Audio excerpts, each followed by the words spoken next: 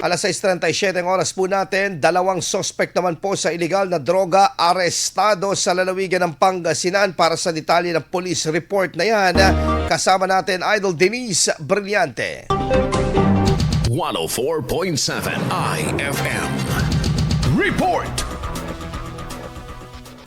Timbog ang dalawang lalaki sa magkahiwalay na operasyon laban sa iligal na droga sa mga tarom at Rosales, Pangasinan.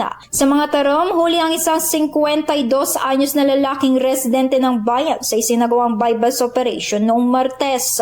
Nakumpiska mula sa suspect ang dalawang sachet ng hinihinalang shabu na may kabuang timbang na 0.7 grams at tinatayang nagkakahalaga ng 4,760 pesos.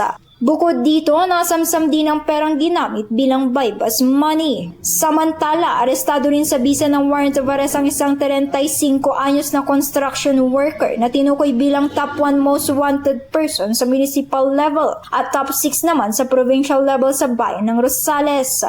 Nasa 200,000 pesos ang tinakdang piyansa para sa nakabinbing kaso na may kinalaban sa iligal na droga. Ang mga suspect ay kasalukuyang nasa kustodiya ng mga himpilan para sa tamang proseso habang inihahanda ang paggulong ng kani-kanilang kinakaharap na kaso. Ang operasyon ay bahagi ng patuloy na pagsuyo ng kapulisan sa mga individual na may nakabinbing pananagutan sa batas. Kasama mo mula rito sa IFM News, nagupan nito si Idol Denise Brillante Tatak. IFM IFM News. IFM News. IFM News.